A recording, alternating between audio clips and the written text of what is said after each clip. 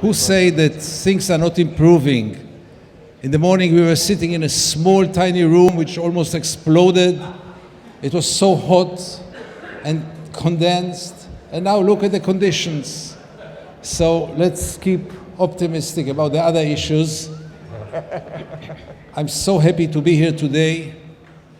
Peace and justice was never so popular like in this day today here in New York, at least not for me. And I can tell you that the impossible is going to happen, because I have the feeling that I'm going to leave this conference with more optimism, which is almost an impossible mission. Now we have just to export or import all this to Israel, and that's quite a tough job. Yeah, but we have it here. Before I introduce you, my colleagues, or maybe I'll start with this. We have here a group of 4 people, each of them extremely courageous in his field, each of them representing the really nice side of Israel's society, Israel human rights activists, Israel's people who are really still struggling for justice. So we have with us today Attorney Talia Sasson from the NIF, the board president of the NIF. I don't think I have to introduce her. We have with us Rula Jebreal, who is a journalist and a writer. I recommend you to read her biography in Wikipedia. It's one of the most amazing biographies I've read. I mean, what you went through. Hagai ElAd is the executive director of B'Tselem. No need to introduce B'Tselem. I can tell you, me, as the frequent flyer but frequent client of B'Tselem, at least half of my work in the occupied territories is thanks to the field researchers of B'Tselem. For me, B'Tselem is a huge source of information. And last but not least, Rabbi Arik Ascherman, the founder of Rabbis of Human Rights in Israel, the latest victim of the settlement project. Arik was attacked recently by a settler. I guess most of you heard about it. And the topic today is a very simple one. Striving for freedom, what will it take to uphold human rights in Israel and the Palestinian territories? I think we can give the answer. Putting an end to the occupation. Thank you for coming here today. Thank you for coming here today. Say no more. But we are obliged to spend some time together this afternoon. So I would like to say a few things before I let my colleagues talk, obviously. Many times, the Israeli-Palestinian conflict is described as a very complicated one. People say, oh, you describe it in black and white. It's not black and white. It's so complex. And I keep on saying it is black and white. And it's not complex. And there is a very clear occupier and a very clear party which is occupied. Many times people speak about a conflict. Is it a conflict? Was there an Algerian-French conflict? There was a French occupation in Algeria, and when the French occupation in Algeria came to its end, the conflict was over and there is no French-Algerian conflict. Or even if to make it even more simplified to those who still claim that it's very, very complicated. If I steal your car, I'm not exactly in a position to put conditions for returning the car. First of all, return the car. And then we'll speak about our relations, about your personality, your fears, your needs, my fears, my needs.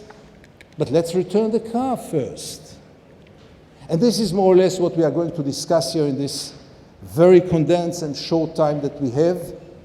Mainly, not what should be done, because we all know that the key word here is occupation. But what do we do to put an end to it, and what do we do until we are getting to this end? So my first question to the panelists is, should we struggle for a more liberal occupation, for better conditions under occupation, for the kibush or the liberal occupation that we were taught once that is possible? Should we fight for uneasing the life of the Palestinians under occupation, for giving them more rights and more freedom? Or we should go directly to the core, and there is no liberal occupation?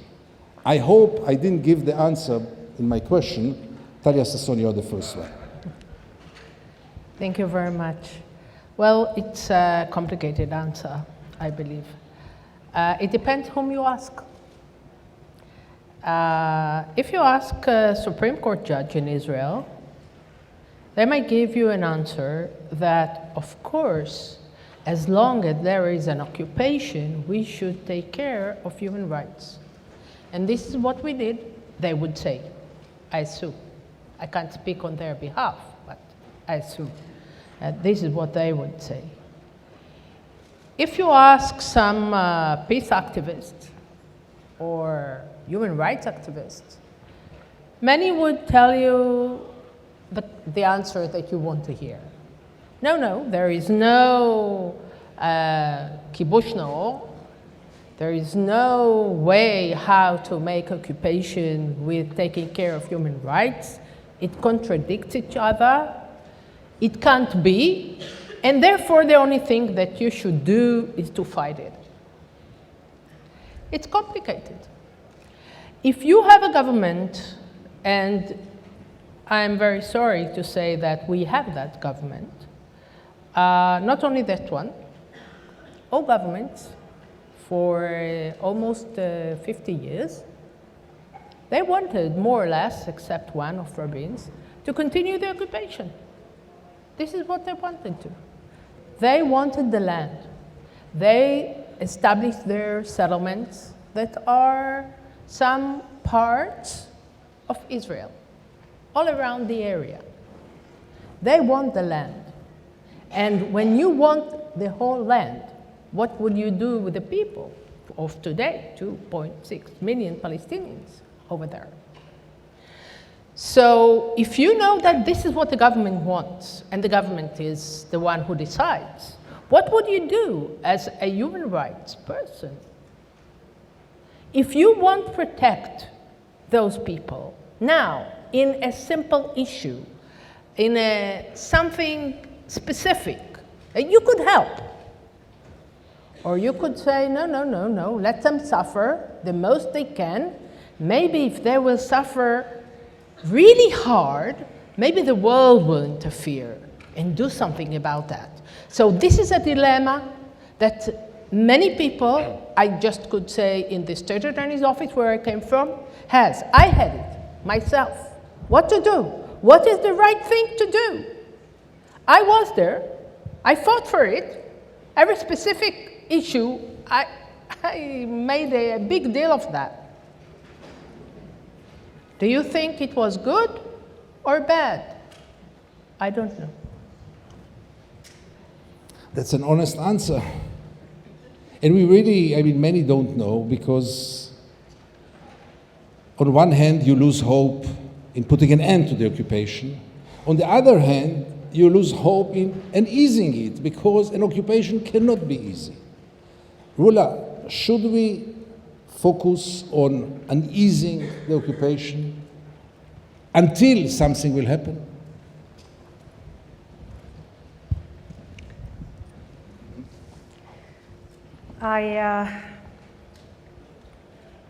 There's no reforming an occupation. There's aborting it and stop, point, period. Do we think in the United States, as if we are today, in the 21st century, as equal men and women, born under the eyes of God and under the law of humanity, we would accept segregation and a regime, occupation regime and apartheid for 5,000 miles away? Would we ever think today, or we dare in the United States of America to say to African Americans or to Jews or to any other ethnic minority, you're lesser of a human being and you should accept it, and you should basically live as a slave because this is what the majority wants. This is what one ethnic majority wants. Because this is what you are asking, basically. This is what the majority of Israel is asking of us as Palestinians. I am ethnically Palestinian. I'm an Israeli citizen. I happen to be born Muslim. I have a Catholic daughter and a Jewish husband. What identity do I want to be identified with? Do really in the 21st century still want to identify people based on their ethnicity or gender or color or sex? Still, this is Trump ethno-religious project. This is, I hope, not the Israel project. So if I want to fight for anything, if we want to struggle for anything, it's for decency, for treating, you know what, you want to keep the land, keep it. I'm fine with it. You want the whole land, give me my equal right. How is my equal rights as a human being, as a citizen, is a threat to anyone? How can that be? So do we, and just I want you to ask yourself questions. And you know, I lived my life, all my life, asking myself a question. And I think of American history, and it pushed me to challenge myself with questions. You know, one day people decided, okay, we will not have pay taxation without representation. And this was born the most eloquent idea, which was the Declaration of Independence. And then one day, a black woman in a bus decided to ask herself a question. Why do I need to concede my seat to a man simply because he was white or ethnically different or superior? Do I need to set my agenda by some supremacist idea that was born somewhere in Europe and dominated and ruled and caused genocide? Is that the ethno-religious project we aspire to belong to? So when I get lectured on television about equality, why is equality such a threat to anyone? Why? I mean, we live in a period and an era where there's these forces that are rising, no doubt. They rose before, they were suppressed, and they're rising again. But I think we are even complicit, and we don't push back enough against these voices because somehow we are hostage of our fear. Our fear of what? You know, one of an Israelis, there was an Israeli, I think, politician, forgive me if I forget the name. He said, the world discriminates on Israel's behalf because of the Holocaust. Precisely because of the Holocaust, we need to hold Israel to a higher standard, to a standard that Primo Levy used to call a real 21st century model of citizenship, where you are not judged based on who you are or your faith. Most European Jews want to be seen and wanted to be seen, first and foremost, as citizens, as European citizens. That they were rejected because they were pushed to be viewed as Jews through the prism of their ethnicity and religion. This is what's happening 5,000 miles away from here, and enabled, protected, reinforced with your money, basically. And if you think you're not complicit in this, you are. Because what you reject here, whether the laws, the discriminatory laws of Jim Crow, all the laws that were struck down in this country, that we are proud of, from Board of Education to DOMA, where every human being has the right to be loved, live where he wants, love who wants, and basically be treated as an equal human being. I am fine with a one-state solution. Because honestly, I never viewed myself or my people, and I'm talking about my people included my husband, my Jewish husband, which I didn't marry him because he was a Jew, because he was a nice guy. Simply because it's not acceptable anymore to categorize people with those prisms or through those eyes. We're telling the rest of the world that Israel is incapable of doing that, so we need to hold Israel to a different standard because somehow this is how they feel safe.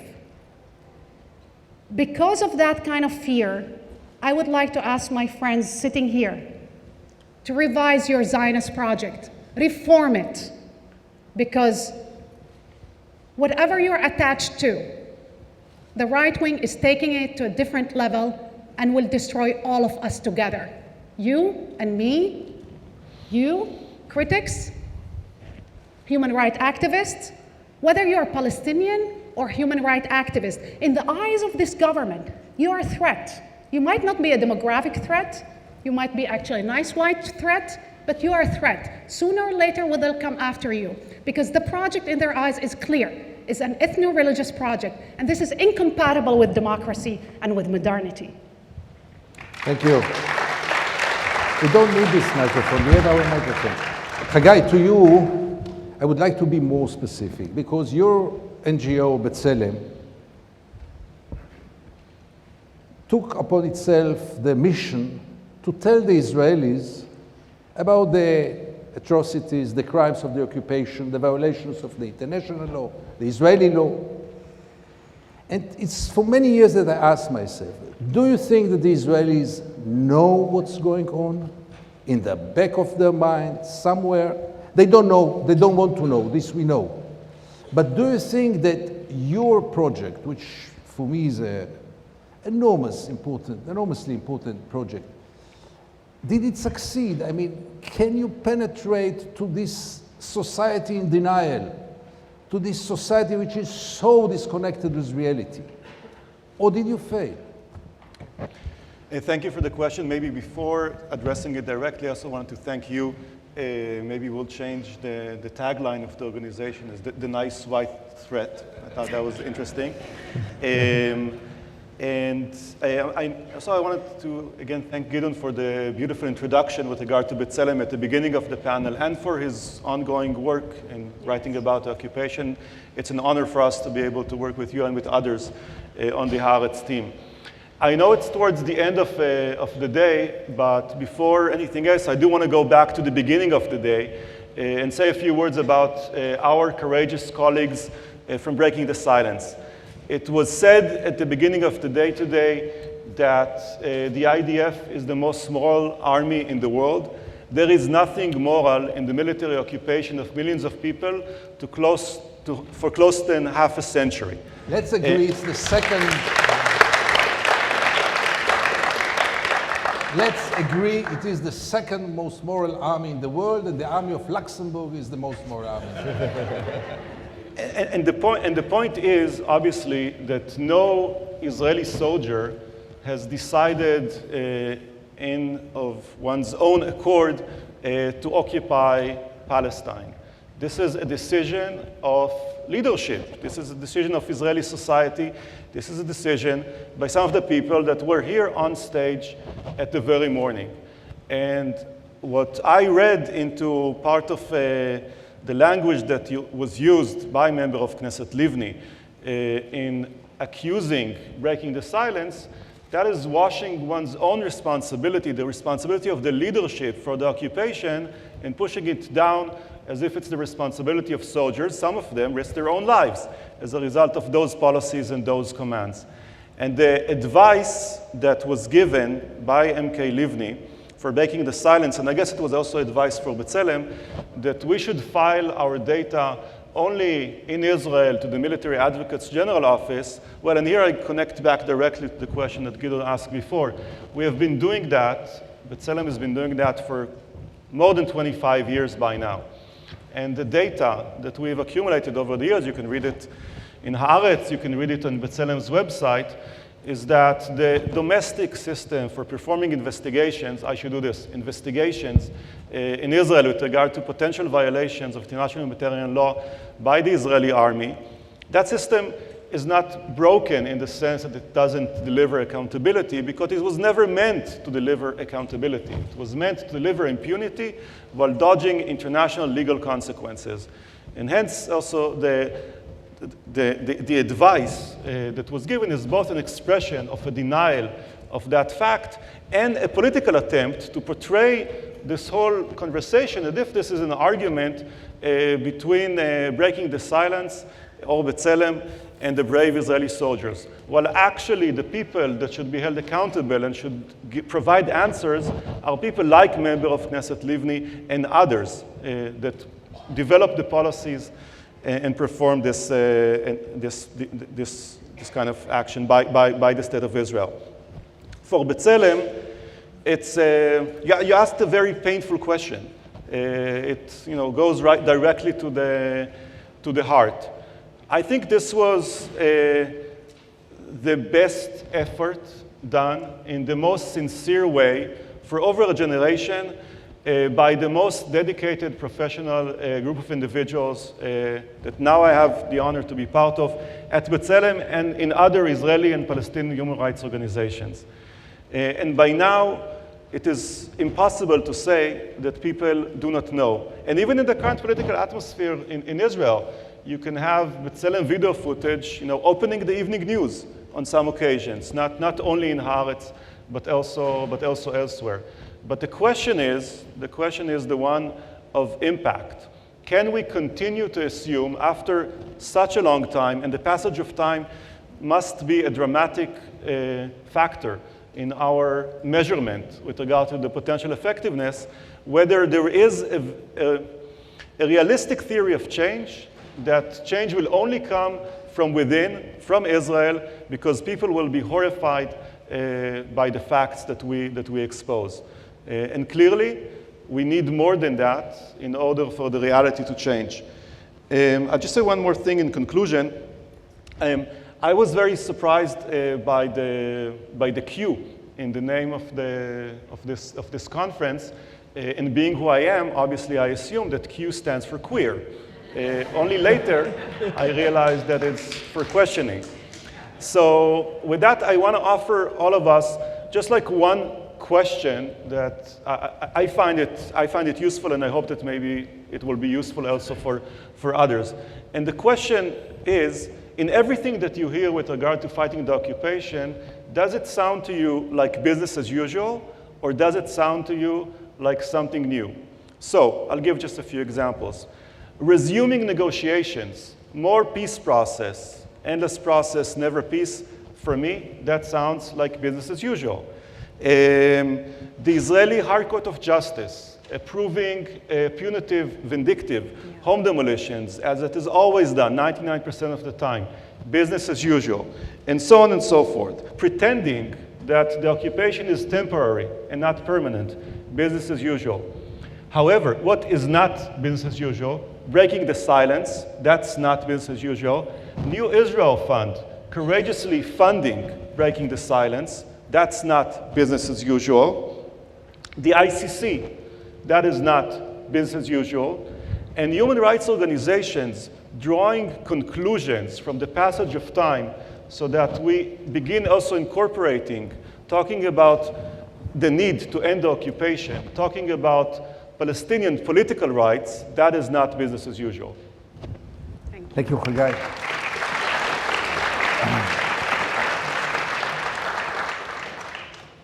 We are all here on stage rare birds, not to say weirdos, in Israeli society.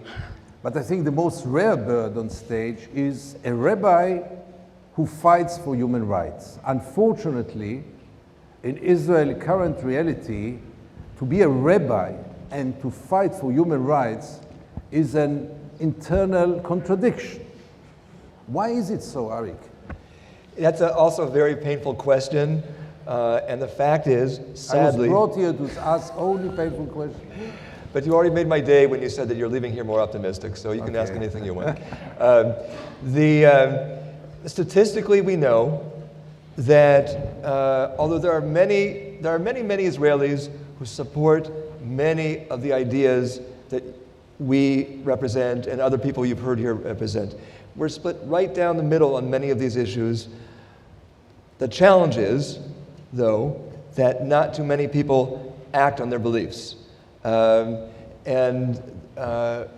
there is no such thing as a Palestinian who from the age 0, every waking hour knows that they're under occupation, even Israelis who are enlightened and are opposed to human rights violations or opposed to occupation can basically live their life as if nothing, it doesn't drive them for most Israelis. But beyond that, statistically, religious Israelis are simply more likely to be racist, more likely to be opposed to human rights. So what went wrong with you? Well, first of all, part of it was, of course, growing up in this country, where my heroes were people like Rabbi Sapirstein.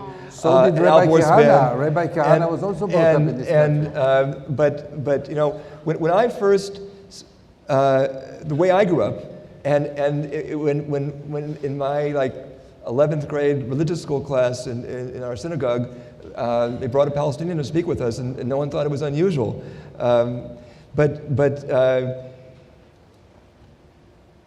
My first greatest shock when I spent significant time in Israel, I had a little bit more red hair in my beard then than I do now, was to find out that bagels were not readily available. Like, what kind of Jewish state is this if you can't get bagels, right? But my more profound shock were these values which were simply so axiomatic that I would never have thought of questioning them, were simply not shared by all Israelis, particularly religious Israelis. There's a lot of historical and sociological reasons for that. I think that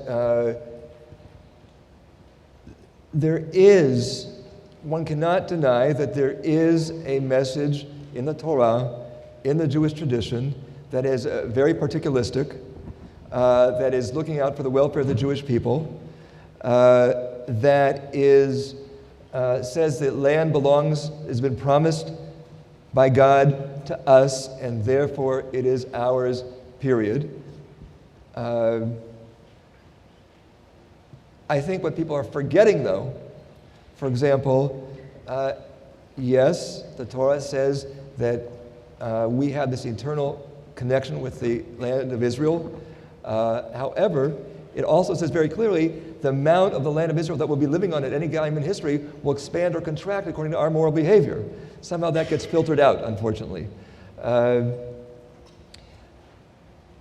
One of the most important things that we do is to try to throw a monkey wrench into that very symbiotic relationship between Judaism and extreme right-wing opinions.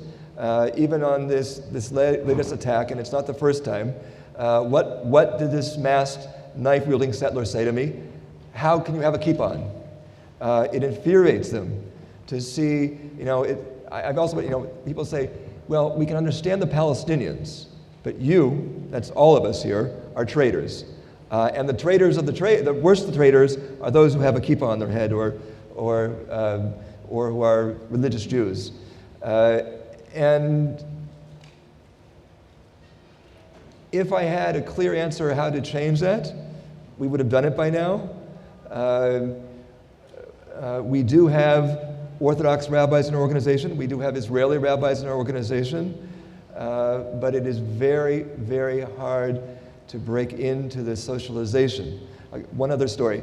One of our founding rabbis, his daughter went to B'nai Akiva, one of the Orthodox youth movements, and she met her husband-to-be when there was a slightly liberal speaker. There were only two people that clapped their hands behind. That's how they met each other. So anyone out here who's looking, that's a piece of free advice. But the point is that there's a tremendous amount of socialization. I see that with my children. I see that in the schools. And we have to do more than we've done so far to try to break that. I can tell you that one of the things that I'm most proud of that we do, of all the things, is when we teach in the gap year programs between high school and the Army, and not just to people that are preaching to the choir, but to people that grew up in settlements. There are people coming from more religious backgrounds. But we're doing a drop in the bucket, and that's another thing that we have to face. For 40 years or more, or as many years as the occupation is going on now, or even more, I don't like to use the term the other side, but the other side has been investing a lot more in grassroots education than we have. And that is one of the reasons that we see a generation. We have wonderful youth in Israel. We have some amazing youth in Israel, but we also have a lot of people that just don't understand the basics of democracy or human rights. And we have to be doing a lot more if we really want to change that, to be educating our youth. Thank you very much. Before we continue to the second round,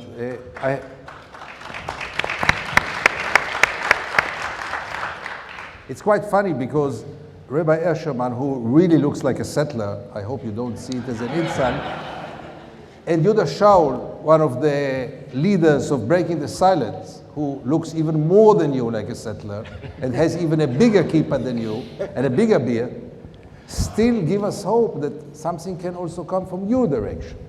But let me just say, take a privilege as the anchor here and say one personal sentence. Throughout this whole day, we are privileged to have with us Mr. Roger Waters. For me, a man like him who comes here just to listen throughout the whole day, for me it's a special honor, Roger, and you know what you mean for me, and you know what you mean for many Israelis. So thank you for being with us here today.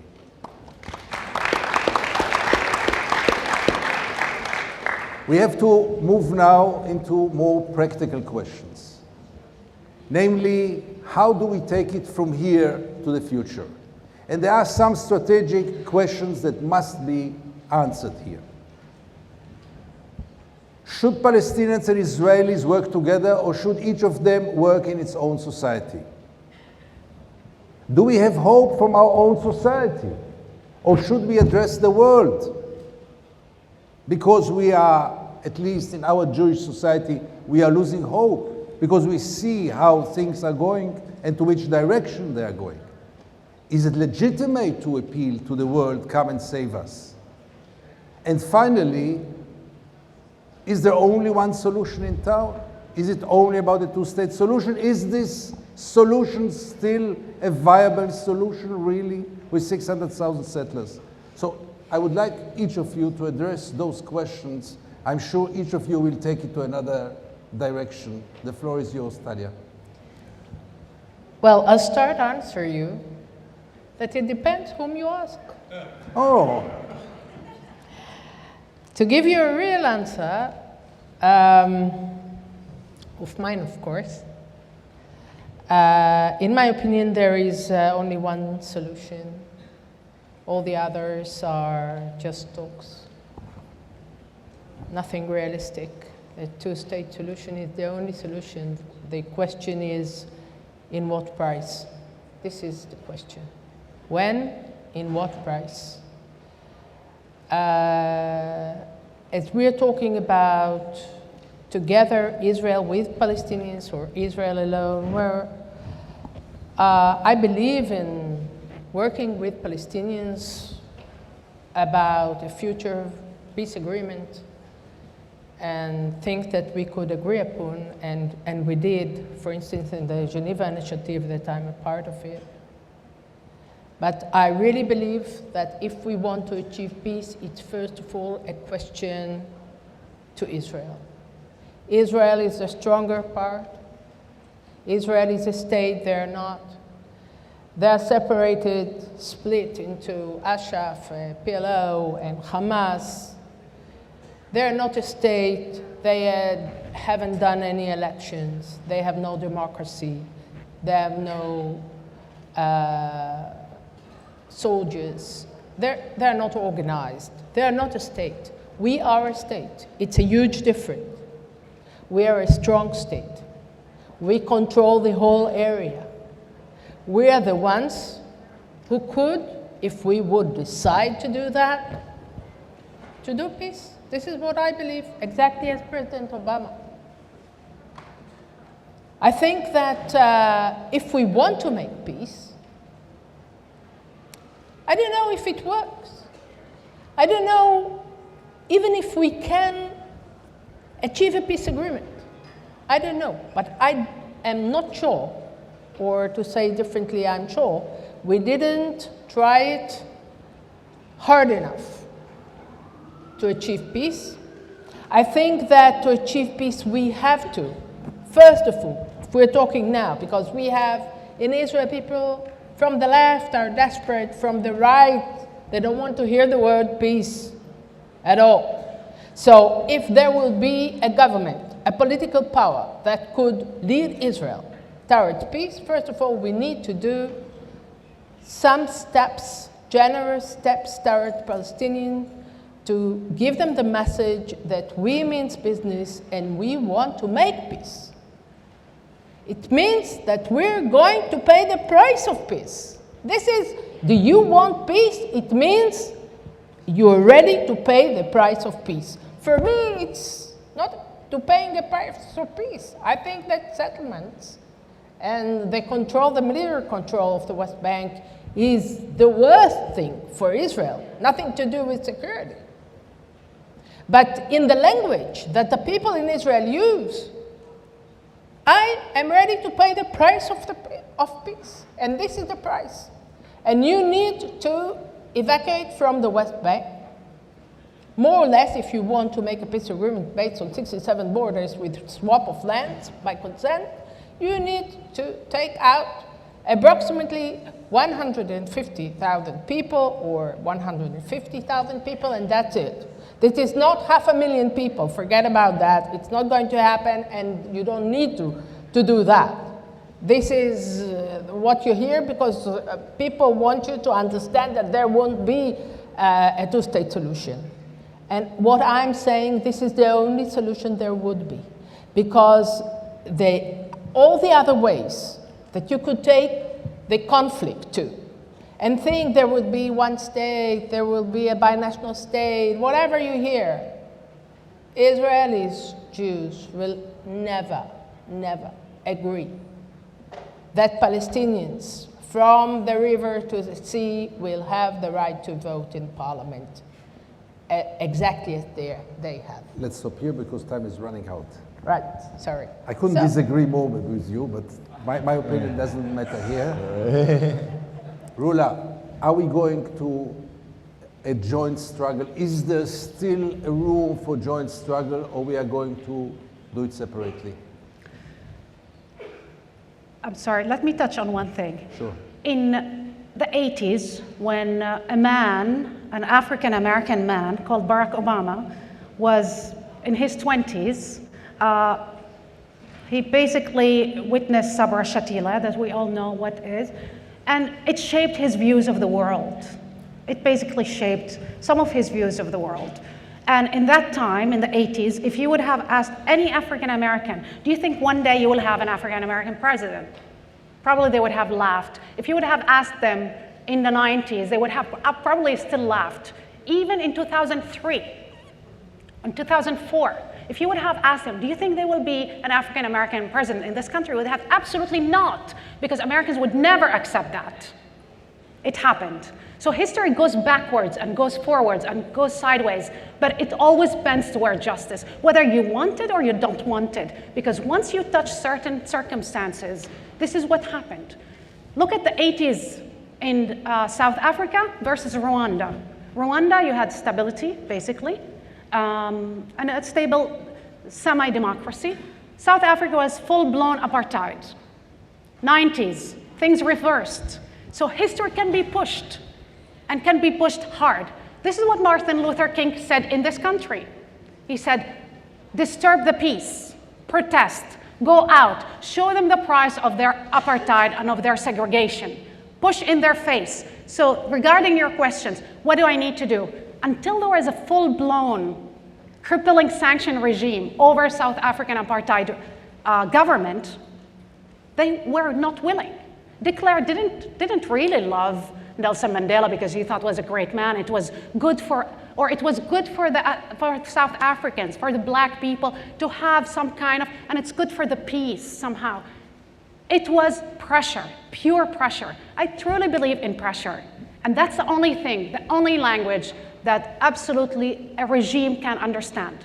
I've seen it happening over and over. I was the luxury to be born in Haifa, lived in Jerusalem, I lived in Cairo, and lived in Rome. I've seen through various countries how this happened. I've seen it happening in Cairo where I lived. It was 4 decades where Mubarak governed. Muammar Gaddafi, 4 decades, full-blown oppression that produced only radicalization of an entire generations. One day people stood up and he said, thank you, no, and goodbye. It was about social justice, same like Palestinians, about freedom and dignity. And what Israelis don't understand, and you need to give them doses of realities over and over because they're still talking as if they dictate the agenda. Somehow, to a certain extent, for a certain period of time, they will. But history doesn't work like this.